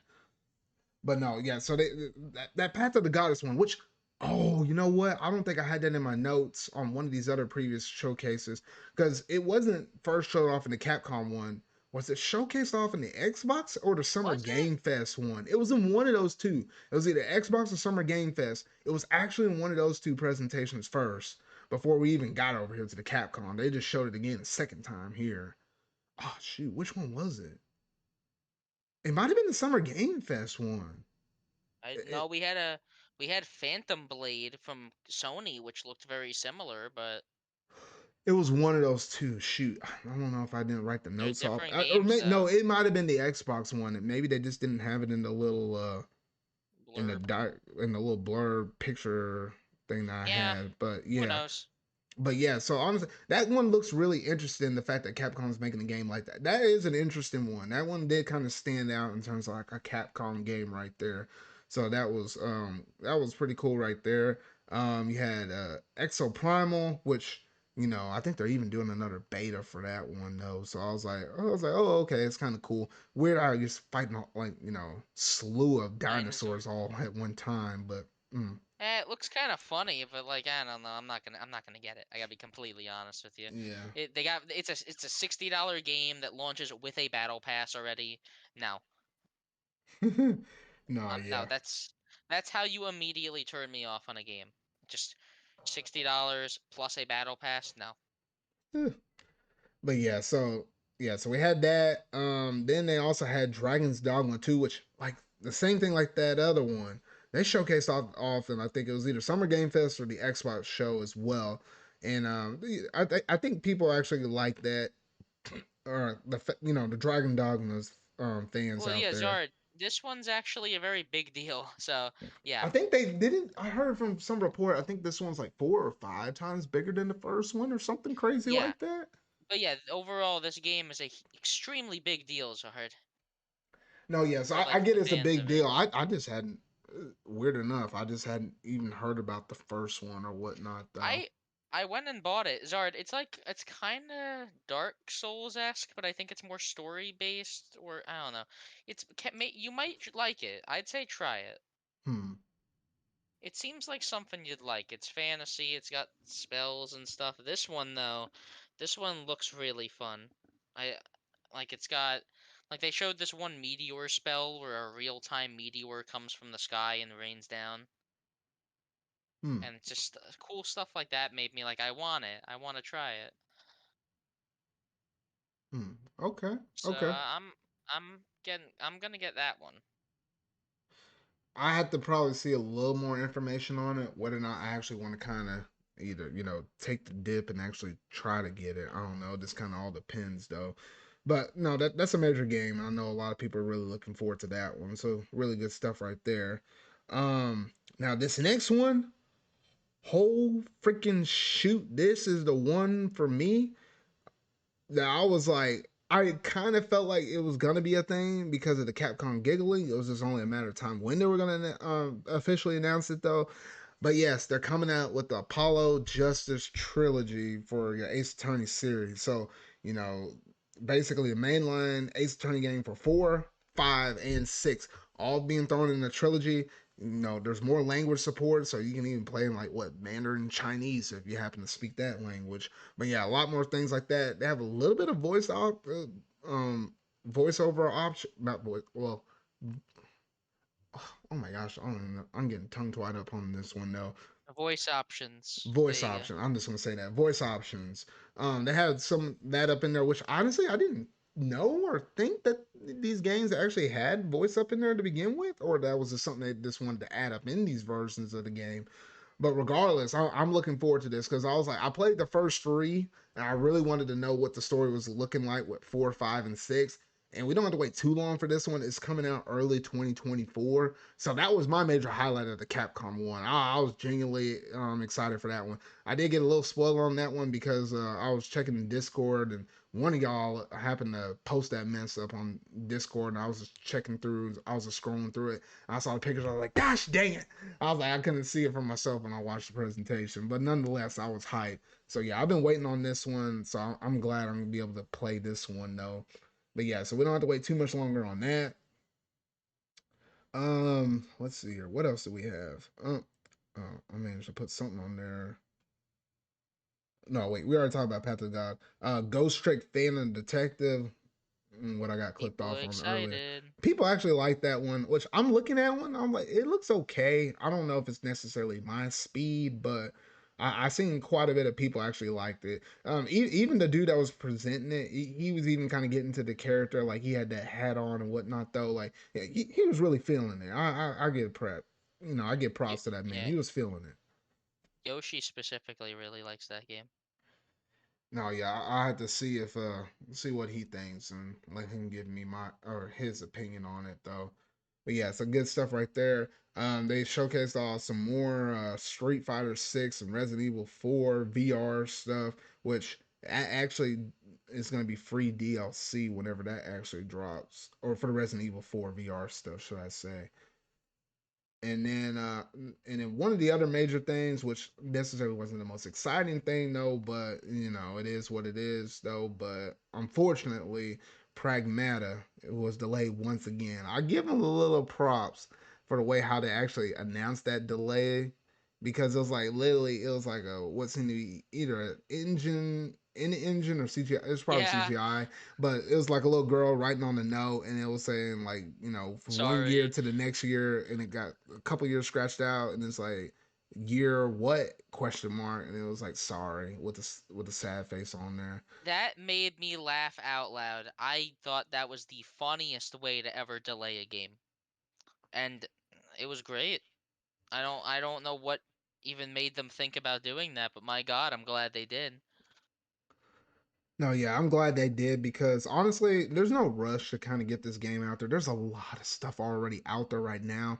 And in case you hadn't thought about it, or what we've been kind of talking about it, during the whole show, was the fact that there's a lot of stuff already slated in that early 2024 window already. Like you had the Prince of Persia thing that's slated for there. You have Final Fantasy VII Rebirth that's slated in that early window. Persona 3 Remake is slated in that early window, and I think there's something else. Oh, the Capcom Apollo Justice trilogy is slated in that early 2024 window. There's 2024 is already getting stacked before we even know it. So I don't feel like we're in a rush to necessarily get the Pragmata game out. So take the time you need, and when it's ready, it's ready. You can kind of showcase it off though. But I think outside of all of that, that was pretty much it for Capcom stuff. They did announce that it is their 40th anniversary, so they're going to do something special on their website where you can play like some old classic games and stuff like that on there, though. But outside of that, that was pretty much Capcom showcase.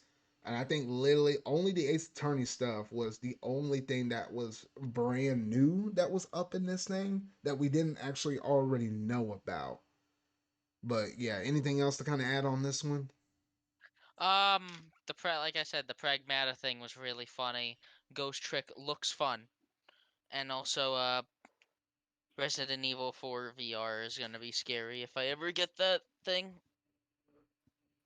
I don't know. Apollo Justice is cool because that means that you now have what? You're gonna have basically most of the games, or at least all of like the main All the ones on. mainland ones we will have, Like which so, is one, just two, one through three, four, five, six. six, and then what? And Great then Ace Attorney is 7 and 8, right? no, the Great State Ace The Attorney is kind of Chronicles. like Yeah. that's kind of like a side thing. It's kind of like a side thing, like Oh, how there's a different one for oh okay. shoot, I don't know why names are blanking out on me, but I yeah, don't know. those are just People. technically considered side. Apparently, according to that Giggly, Ace Attorney 7 is actually in the pipeline as well. So I think once we get this out, maybe that's next on the docket after we get this Yeah, I trilogy. could So see that hopefully. because Capcom, let's just say this. I think both me and you can say this. Capcom, out of all companies, does a great job with making sure that their games, even their classic games, are seen to this day. Like, they re release so many of their classic games on modern platforms. You know what I mean? Oh yeah, no, they're pretty good So many about that. so many other franchises you gotta like go find this exclusive game that was only ever released on this console and do this and that, and getting all of the games on one system is just impossible. Well, for Mega Man, okay, there's all the games. Devil May Cry, all of the games right there. Any console. Pick your choose. Pick or choose. Street Fighter, pretty sure all of them are on Steam at one point or another. You can get all of those games easily. Like basically all of their games are easily accessible, which Capcom does a great job at. Um, Even stuff like Monster Hunter, which is not as good at with that. Like the main entries that people like are starting to be put on multiple consoles now. Like wasn't Rise like put on like PC and then all other consoles later? Well, Monster Hunter Rise that started off on the Switch, then went to PC, and then I think it went to other consoles. Yeah, because like just when I was getting into Resident Evil, it was just really refreshing to know that all of the games were on Steam and I could just get them all. I don't know. Yeah, I can't that's I pretty can't I nice. can't say that with other series. So, you know, even if Capcom didn't have a lot of new stuff to show, I'm just glad that they have confirmed they got a bunch in the pipeline. I feel like Capcom always shows their stuff at other places though. Like No, they they don't always really do. do. There's only one time a year where they kind of shove everything into like a presentation like this, and it's basically all stuff you already know, including stuff that they actually showcased off in like earlier presentations, where it's like the Xbox one or the Summer Game Fest one, and they're just kind of Yeah. going a little deeper up in it. I did manage to forget there was a Mega Man mention up in that thing for like was it Really? Mega Where? Man Offline, which was like Oh my god. yeah, so it's That's technically a mobile game, and I guess they're pulling off of all the online aspects of it though. But Yeah, so yeah, that's a really controversial thing. So the game itself went offline. It's going offline, Zard, and right before it's going offline, they confirmed this offline version. But you want to know the real kicker? You can't even transfer your progress over. oh, mm. That's no, it's dumb. It's good for people that just want to jump in and not have to worry about all these little microtransactions or whatever is kind of Yeah, cooked but up in the thing. they should But for the still long time yeah. fans, it's like, well, shoot. It's a slap in the face. And I feel like that's only gonna appeal the people that played it. Like I feel like making an offline version of this game is not gonna be appealing to that many people that didn't already like it. For some people, yes, but that's the only bad thing is the fact that it's not necessarily like on consoles because I feel like you actually would gain a decent bit of traction if you dropped it on Yeah, console, but they're not doing it, so it's like, well, you would shoot, think so. yeah. So I Yeah, but they don't know. yeah, so I think that's pretty much it in terms of the Capcom showcase right here. So I guess same thing like we've been doing with all the other ones. If you were to rank or grade this one, what would you give it? I would Oh shoot, wait, did I grade the Ubisoft one? it's a D. It's a D. Oh, we didn't grade that one. It's The I'm giving Ubisoft. it a Well, no, D. no, no, no, no, no. Never mind. I forgot. It was a C. I didn't ask for your grade. That's what it was. I said Okay, middle well, line C for Ubisoft, but you okay. said D. Okay, now what about Capcom? I'd give it a C. It's like it had a lot of stuff I already knew, but like I did like how they presented it. Exo Primal just took up far too much time. No, I think it's C too. It's basically the same score as Ubisoft. I'll give it like one, like a point decimal higher than Ubisoft, just purely because of the fact that it had the Ace Attorney stuff. But yeah, so honestly, really, really good stuff. And I think between all four of these different shows, I think there was a lot of good announcements. I think there was like obviously like a big major one or two things you're able to pull away from each one. Or even if you go all the way back to like the Sony showcase one, because like Sony's, I remember, I think the big ones for me was like Spider-Man 2 and Metal Gear Solid Delta. Then when I looked at Summer Game Fest, it was Mortal Kombat's one, Prince of Persia one, as well as a big one with Final Fantasy VII Rebirth. But then if I looked at the Xbox side of things, all the Persona announcements, I really like that. But the Starfield one was also pretty big as well. And then if I looked at the Ubisoft one, I guess it kind of doubles down with like the Prince of Persia, like what I already mentioned though. But for a lot of people, it's like the Star Wars one. I think that and Avatar might have been the big ones out of Yeah. that one. And I think I'm just gonna Capcom's, if I Capcom's was a little weird. I think it's Dragon Dogmas 2 as well as some people like Ghost Trick though. But what's the other one? Mm, maybe the way I've been pushing it makes it seem like Exo Primal one, but maybe Path of the Gods because we didn't technically know about that. But that's but all the big ones I will pull out of these. I'm just gonna say that I think Sonic Superstars was my Oh, Sonic favorite Superstars was announcement. also pretty good No, though but too. Yeah. I think Sonic Superstars was my favorite announcement here because you know Zard, I've played through Sonic Mania like 13 times. Like I love that game. Even if we're getting something remotely similar to Sonic Mania, I'm gonna be happy. But we just got to see if it delivers on like having as much charm as that game because I think it's going to be a great classic Sonic experience, but I'm just worried it's going to lack some of that polish and charm that Mania exuded everywhere. But we'll see. But Yeah, we'll see. final Summer Games Fest I think was the sweep. It was like you had you had Final Fantasy and Sonic. And there you go. That's all I care about. No, yeah, that was definitely the best. Yeah, out of all of them, I think Summer Game Fest was the best. Shortly, right behind it, maybe a foot behind it, was the Xbox one. But yeah, between those two, those were definitely some of my favorite ones. And oh gosh, yeah, that Sony one, I was like, bro, I wish there was a bit more at that one. But yeah, so honestly, pretty good E3 season and whatnot, though. I think that's pretty much all I can really kind of say upon this, though. But we'll go ahead and bring up the middleman, the one at the back, Nintendo, because that's the only company we hadn't heard about right now. It's kind of crazy how people been kind of saying, "Oh man, we ought to be getting Nintendo Direct here time soon," but literally because of the fact that I think we're in that transition period between getting some of these last couple of games dropping out. Like we just off of the heels of Tears of the Kingdom, and we Yeah. having Pikmin 4 coming out in the middle of July, and it seems like they're just shoving everything out of the pipeline, including the Alright. sequel to 1-2 Switch. I'm just thinking they're getting all their ducks in a line ready for what's going to be the next system. Hence, that's probably why we're just not seeing Nintendo here at this presentation. Because if they had something really big that they want to set up for the holiday right now, they would have been sometime doing their thing in the month of June. But if I just don't honestly think we're gonna get a direct in June, or if we do, it's gonna be like a partner showcase. And lo and behold, it might have a whole bunch of third-party games that we might kind of already know about, but might not necessarily been announced for a Nintendo version of it. But I think that's kind of what Nintendo's plans are right now. But you got anything to say on that, Steven? I Nintendo fans have survived the worst. The the Wii U era, I'm pretty sure after like Mario Maker came out, we had nothing for how many months? Like Nintendo never really gave us a good idea of what games to expect during the Wii U era. There were droughts for just months. Which that was honestly probably them Like at their worst. Yeah. let's be honest, people needed a full like 2 months to complete Tears of the Kingdom. It's just that big of a game.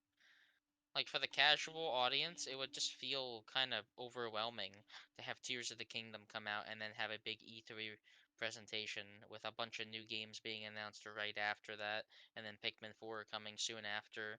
I'm pretty sure just giving room to breathe is a good thing. And also, let's be honest, the Switch is doing good enough as is. Of course I want to see what the newest games are, but we're gonna get a thing in September, I think, and throughout the summer we're just gonna get announcements on Twitter.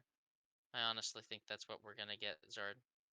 No, yeah, that's honestly what I think we're gonna get as well. So I ain't really expecting too much more beyond that. But yeah, I We'll think see. that's just basically where Nintendo's at right now. But yeah, so honestly, that's pretty much it in terms of most of those E3 season showcases. I guess is what we're going with the term now until until Summer Games Fest really catch on. Then maybe we're just calling it summer something. I don't know. I don't know what the term will be called. But at Maybe least we'll for just now, we're call. just still calling it the E3 season. Maybe eventually we'll just call it the summer game season. I don't know. Yeah, something like that. We got that probably work. Yeah. So yeah, so that's pretty much it in terms of all of that. And this podcast episode was primarily focused on that though. But since we got a little bit of time left, I'll talk about a few other gaming news stuff that happened to pop up, and we'll probably just kind of close it out on that note though. But apparently, Apple managed to announce a headset Ah, for their AR mixed VR realities thing. I'm like, what the heck? I was like, it kind of looked kind of cool. It looked like you were able to do some kind of crazy Iron Man ish kind of stuff. But then I looked at that price. Oh shoot. Three yeah, thousand something freaking dollars. I was like, oh heck no. Yeah, $3,500. Oh heck no. I'm like, I was like, it it's looked cool. I mostly would like to have something like that. Obviously, not an Apple product. I'll take it if Samsung did it, but not for that price. Talk about sticker shock. yeah, not really what I care about per se. For people that care about that though, good luck. You get to waste more money. I don't know. It's like it's just gonna be a product that only rich people can afford, Zard. That's about it. Oh man, I'm I like, I wouldn't really literally, it is. I really wouldn't care about it. Like would you rather have 2 months of rent paid or buy the Apple thing that you'll use for five Oh no, minutes? the 2 months rent. You got to Yes. secure that bag. Yeah. That's the point. That this is it's a worthless purchase is what it is. No, yeah, it really is. I was like, golly, but yeah, yeah. So that pretty much is what it is on that one. Um, I guess next up, I'm just kind of scrolling through and looking on my list of stuff though. Um, they did actually manage to announce some new DLC for Shredder's Revenge, and I was like, wait, what the heck? And they're calling it like Dimension Shell Shock, and they're introducing a new character as well. That rabbit character. And I was like, I don't personally know him. I think it's something from like a crossover from something back in the day though. But the fact we're getting more DLC for this game, which honestly it was for me personally, I think last year it was in the running for contender of the year, but I think it got honorable mention from me though. But no, it was a really nice game. I'm glad it's getting more DLC, so it's time to bust out the fight stick and play that game a little bit more though. Did that game win like best action thing or something? It won something from the Game Awards. I couldn't remember what it was. Probably. Yeah. But yeah, so not too much to say on that, but excited nonetheless for some good stuff from a really solid game. If you haven't played the game, you really should. So looking at some of the classic game side of things, though, we did manage to get some new drops for a handful of different systems on the NSO service, though. But we'll start old school here first, though. But they did manage to announce four classic games. One for the NES, that being Mystery Tower. I was like, oh, okay. I wish we got a little more NES games, but yeah, it is what it is. Super Nintendo, they managed to introduce Harvest Moon, which I was like, okay, I think that one's actually a solid Super Nintendo game right there. I mean, because if you get really drawn into that farming aspect game, you can put a lot of time up in that one though, and I think that was kind of like the one that I felt like it's the one that kind of introduced or I guess pioneered that kind of series because shoot, it feels like you see farming games like left and right nowadays. I don't know about you, Steven, but that's just how it feels to me. Yeah. But yeah, so and then the two Game Boy games we have Blaster Master Enemy Below, which that's really cool. We got another Blaster Master game. I feel like there's a lot of Blaster Master games you can play on the Switch, so that's really nice. And then the one of the shockers to me, I didn't really actually expect this. I expected it, the fact that it's a Kirby game, but the fact that it's Kirby's Tilt and Tumble, I was like, wait a minute. I was like, wasn't there like some kind of motion and stuff like that on the Game Boy, color back in the day? But literally, you tilt your Joy Cons around and you actually move Kirby around. I was like, you know what? This might be the most interesting Game Boy game we got added up on the thing. Like, it's just nice to be able to, do modern conveniences with the controllers that we have now to be able to actually make this game kind of viable game. So that's really nice. I really do appreciate that. I don't know. Whenever I get the time to sit, honestly, actually, I got a long car ride ahead of me on this vacation, so maybe I'll whip that thing out and actually play a little bit of that game on my ride. But no, It that's was some really fun. stuff. For Tilt and Tumble, the motion actually works a lot better than you'd expect. I'd say. And you were playing with a pro controller. I was playing with a pro controller. Yeah. Yeah. Okay. Yeah. So If you're honestly, playing on, if you're playing on like in handheld, it's gonna feel like playing it on the Game Boy. So there you go. oh yeah, yeah. Basically, yeah, you're right about that. So yeah, so that's really cool. So all of that stuff was announced on June the 5th. I wish there was like a scheduled kind of release day drop thing for all of these things. I kind of wish.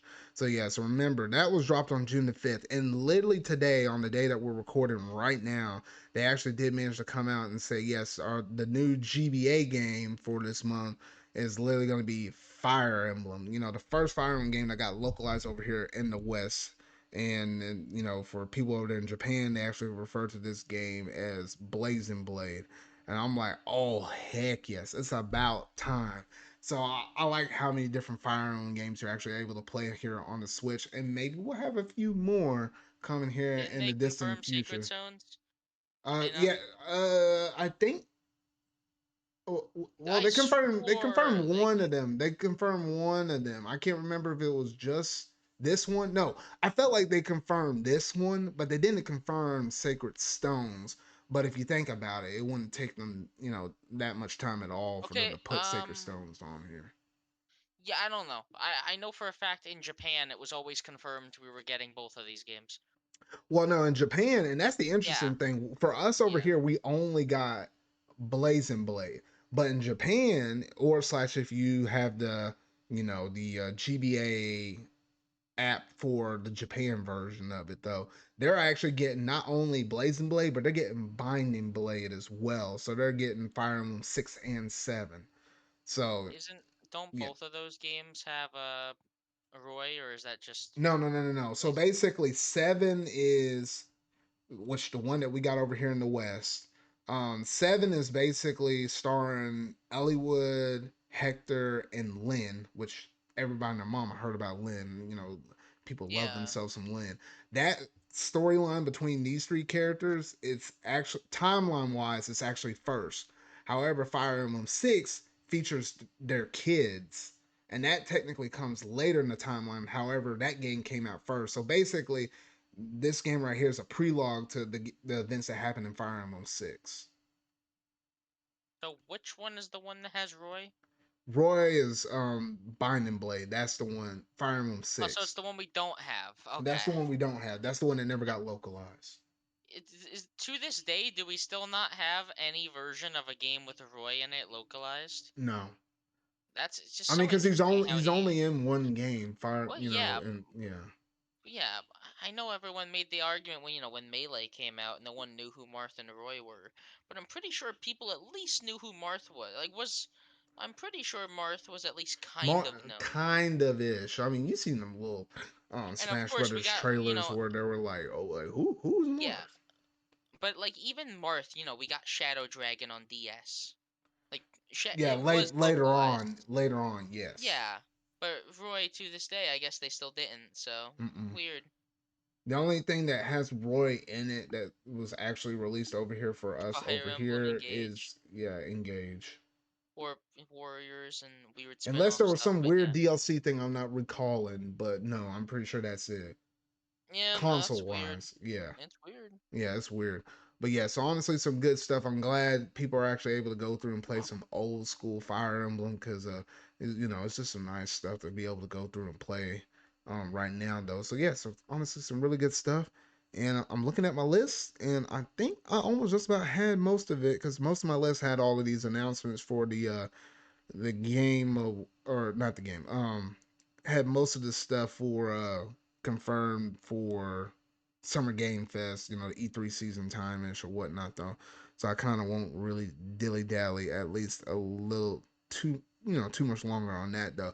So we'll close off on this one last topic and we'll pretty much end it right here though. But there are some rumors floating around that, and I guess it's kind of pseudo pop culture as well though, that there is some kind of talks about Universal and Illumination getting close to making the deal of making a Legend of Zelda movie. And it's interesting because you had like, was it somebody from Illumination say like, "Oh, I don't know where that's heard from." Yeah, Charles Martinet, like, "Oh, I hadn't heard anything weird about that." Of course, you're gonna have like, like company people like the person at Illumination say, I don't know where that's from." They can't actually come out and say, "Yes, I heard about it." That'd be I think it's ridiculous. real. I think But it's real. I heard so many different people say this and report and collaborate on this mess. I'm like, I'm leaning more so on a yes than more so a no at this point, though. I feel like there's definitely could have been some bidding wars behind who would have, because I bet you everybody's looking at Mario and like, man, if you're able to beat out a lot of Disney movies, they're probably just licking their chomps over here, like, ooh, if we can get a little piece of this pie, wouldn't that taste so sweet?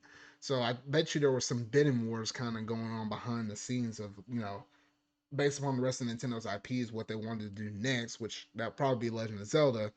Whether or not if they wanted to, put their hat up in the ring though. But pretty interesting. I could see it, and that almost like warrants a whole entire discussion, for another day. Once it either gets confirmed or we hear more stuff about it though.